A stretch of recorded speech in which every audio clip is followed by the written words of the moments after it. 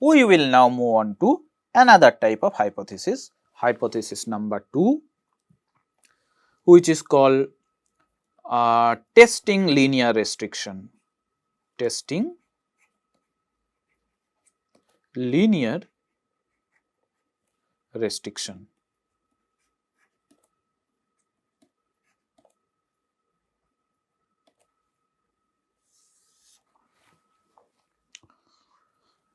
For that, what we will do, we will take that that same production function where log of y I equals to alpha plus, let us say, beta 1 log of lever plus beta 2 log of capital plus ui. This is the kind of production function that we are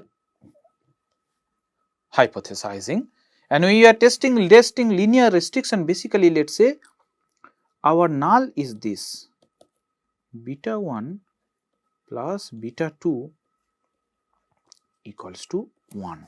Let us say this is our hypothesis, this is our null. Now, what is the meaning of this? Once again, we need to understand, when you are testing the validity, this is testing the validity of linear restriction actually. What is the meaning? So, testing validity of linear restriction means, let us say beta 1 equals to beta 2, beta 1 plus beta 2 equals to 1, that is what we are going to test. What is the meaning of this? If this is a production function, then beta 1 basically indicates returns to lever, and beta 2 indicates returns to capital. Okay. And if you take summation of these two, beta 1 plus beta 2, then that is what, that means returns to lever plus returns to capital.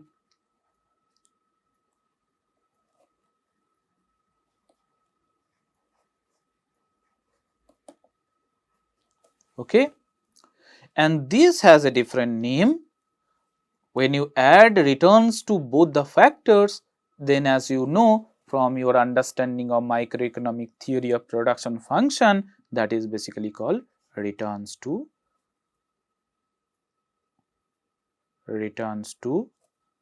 scale. That means when both the factors are changing, then it is called returns to scale. When one factor is changing, that is called returns to factor. And as you know, in a production function, we may have three alternative cases: increasing returns to scale, decreasing returns to scale, and constant returns to scale. So, our claim, what is our claim? Our claim is, let us say, production function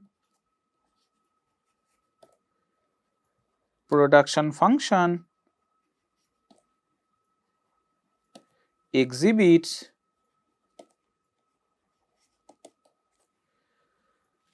non-constant returns to scale.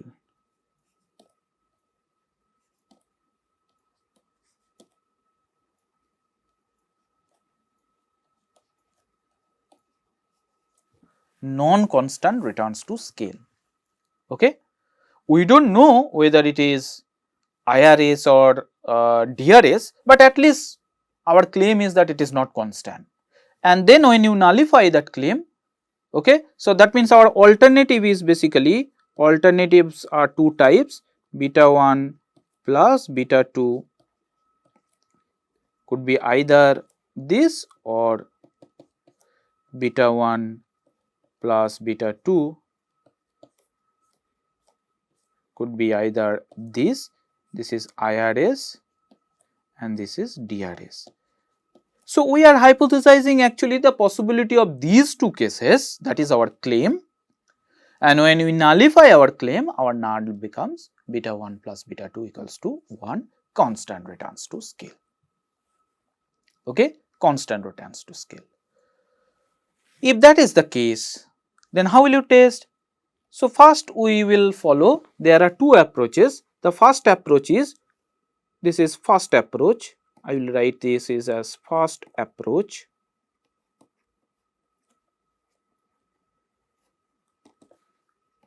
where I am going to use t-statistic, using t-stat.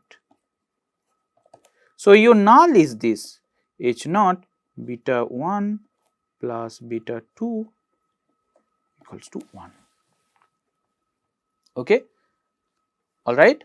So, if that is the case, then how will you formulate your test statistic? So, it would become estimated value of your population parameter, that means beta 1 hat plus beta 2 hat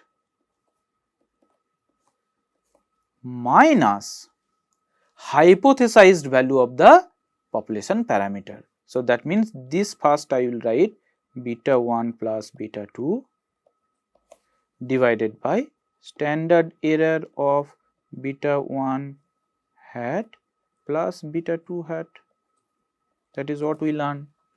Now, hypothesized value of this, what is the value? We have hypothesized beta 1 plus beta 2 equals to 1, that is why your numerator would become beta 1 hat plus beta 2 hat minus 1 divided by standard error of beta 1 hat plus beta 2 hat. See, this test statistic expression is little different from the earlier cases. Earlier we used to write beta 1 hat plus beta 2 hat minus 0, or beta 1 hat minus 0 divided by standard error of beta hat. So, that means in general when nothing is mentioned, we hypothesize the value of the true population parameter is 0, because our objective is to test the statistical significance of the variable, whether a particular variable, whether the particular coefficient is statistically different from 0 or not. That is our hypothesis. So, obviously, if that is the hypothesis, then what will happen? It would become minus 0, but here this is different. It is beta 1 hat plus beta 2 hat minus 1, because we are hypothesizing the value of the true population parameter is 1. And what is the population parameter here? It is beta 1 plus beta 2. And again, what is the standard error of beta 1 hat plus beta 2 hat? It is again square root of the variance. So, this would become beta 1 hat plus beta 2 hat minus 1 divided by variance of beta 1 hat plus variance of beta 2 hat plus 2 into covariance of beta 1 beta 2. And once again, after doing all this, you will get a t value which is called t calculated. And if that is greater than t tabulated, so this will follow a t distribution with n minus k degrees of freedom, and this would be t tabulated. If this is this, then reject our null. And what was your null? Beta 1 plus beta 2 equals to 1. When you reject your null, you can only say the production function exhibits non-returns to scale. But you are not sure whether it is increasing returns to scale or decreasing returns to scale. So, when you reject your null, you can only say that production function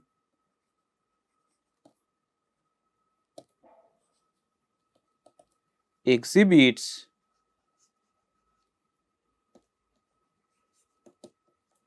non-constant returns to scale.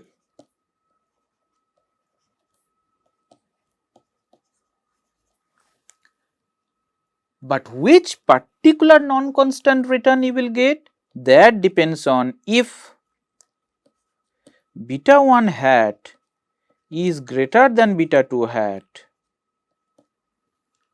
okay, or sorry, if beta 1 plus beta 2 hat, if beta 1 hat plus beta 2 hat is greater than 1, then we will say that this is IRS. If beta 1 hat plus beta 2 hat is less than 1, then we will say that DRS. So, that depends on, that means once you reject your null, then in the second stage you have to see which particular case, that means you have to see the value of beta 1 hat and beta 2 hat, you sum it up and then see if beta 1 hat plus beta 2 hat is actually greater than 1, then we will say that the production function exhibits constant returns to scale. If beta 1 hat plus beta 2 hat is less than 1, then we will say that production function exhibit diminishing returns to scale. So, that means immediately after rejecting your null you cannot say anything. Immediately after rejecting your null you can only say that production function exhibit non-constant returns to scale. After that you will look into the values beta 1 hat and beta 2 hat, you will sum it up, then you will see which among these two alternative cases actually is suitable in a particular context. That is how you need to apply your t-statistic to test this type of hypothesis. This is the first approach.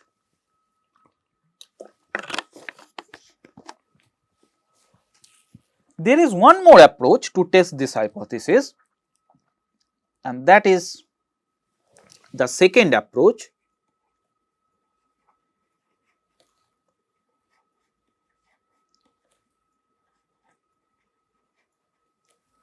And the second approach is known as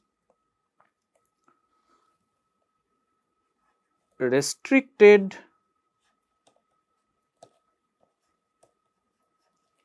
least square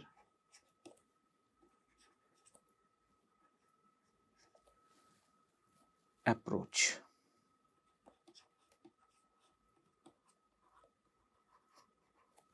Using F. So, here restricted least square approach will use F-statistic. So, I will write the production function once again, log of yi equals to alpha plus beta 1 log of lever plus beta 2 log of capital plus ui. Okay, and your hypothesis, what is the hypothesis that we are going to test is h naught beta 1 plus beta 2 equals to 1. Now, this least square, restricted least square approach, this alternative approach says, if you want to test this, you impose this restriction in the production function itself and then derive a restricted version of the production function, and then you derive your test statistic, and then you check the validity of such restriction. So, what they are saying? You impose the restriction in the production function, derive a restricted version of the production function, estimate your test statistic, and then you see the validity of the restriction. Okay. So, what I am saying? The first step is impose the restriction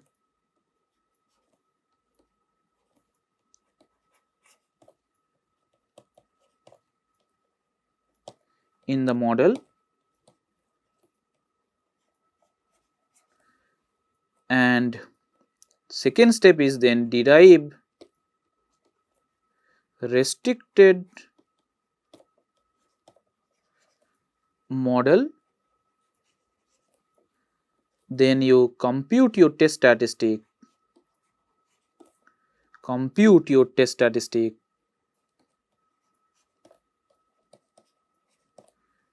to check validity of such restriction.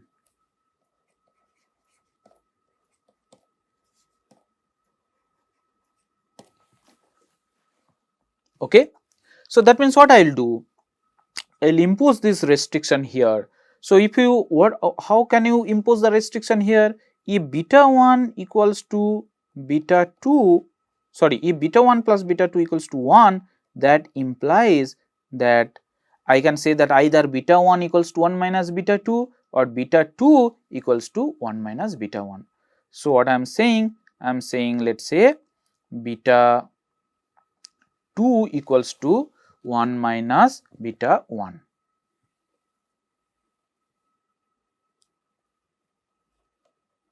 Beta 2 equals to 1 minus beta 1, right. Then you impose this restriction here. If we impose the restriction, then we can say that log of y I equals to alpha plus beta 1 log L plus 1 minus beta 1, sorry, 1 minus beta 1 log k plus ui.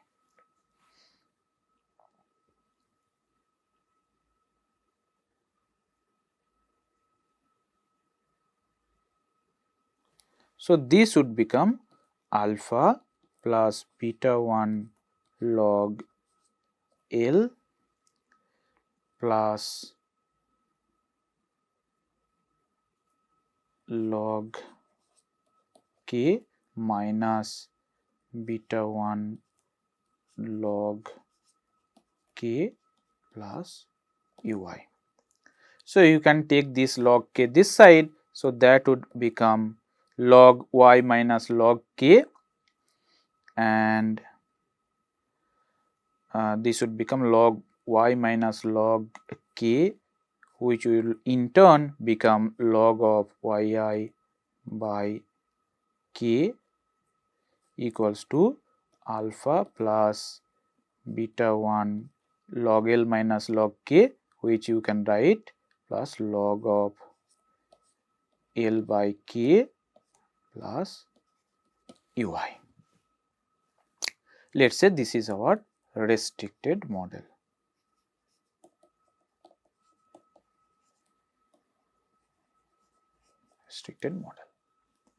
So this is our unrestricted model,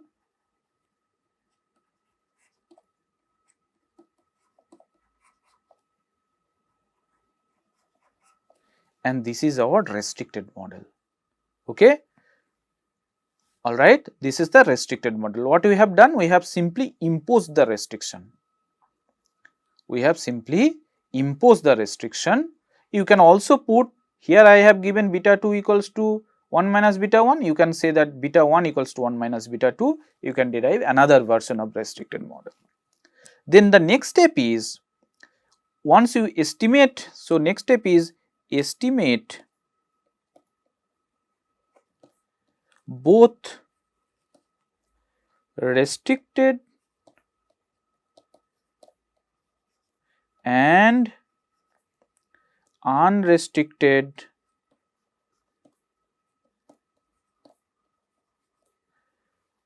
model using OLS. And when you estimate the restricted version of the model using OLS, that is known as restricted least square approach in the literature. You can remember this name in the literature whenever you are estimating a model, restricted version of your original model using OLS, it is known as restricted least square approach. So estimate both restricted and unrestricted model using OLS and collect RSS residual sum of square from restricted model residual sum of square from unrestricted model, also r square from the restricted model and r square from the unrestricted model. Once you collect this residual sum of square and r square from both the models, you will have your test statistic using this formula. What would be your test statistic? Your test statistic F is defined in this way: RSS R minus RSS UR divided by M, where M is number of linear restriction.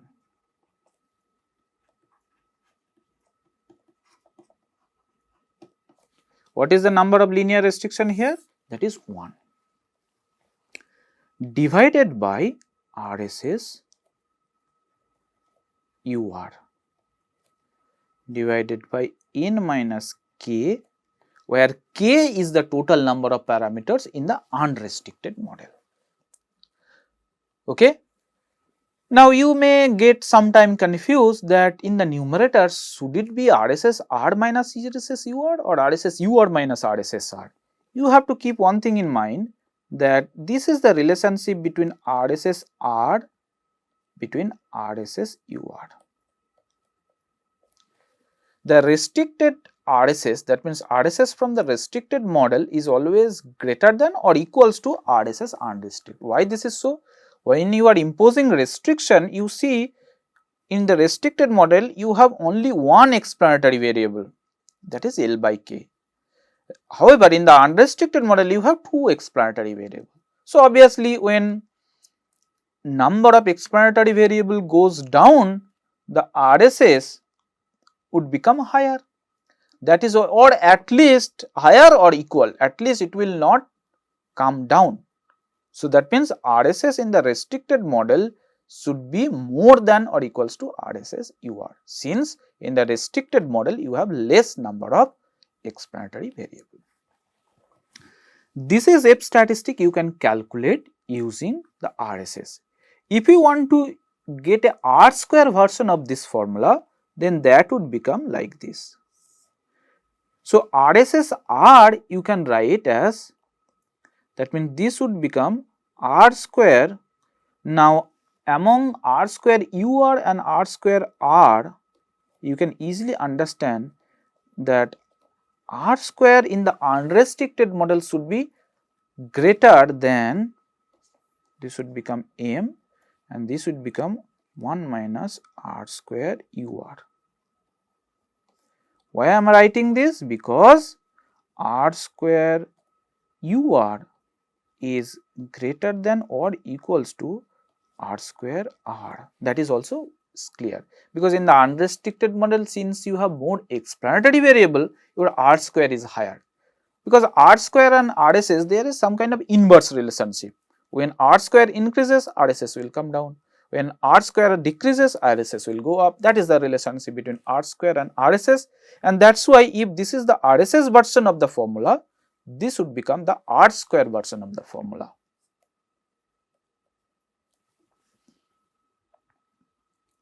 Okay, and then again this will give you F calculated. Okay, F calculated, which will follow a F distribution. What would be the degrees of freedom? M for the numerator and n minus k for the denominator.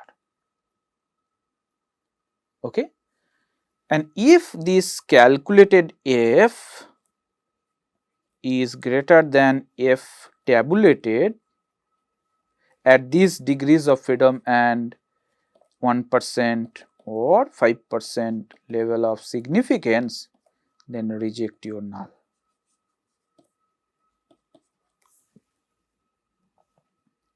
That means beta 1 plus beta 2 hat, beta 1 plus beta 2 equals to 1, that hypothesis you can reject. And if you reject this, then depending on the values of beta 1 hat and beta 2 hat, you will decide whether there is increasing returns to scale or decreasing returns to scale. Okay, all right. So this is basically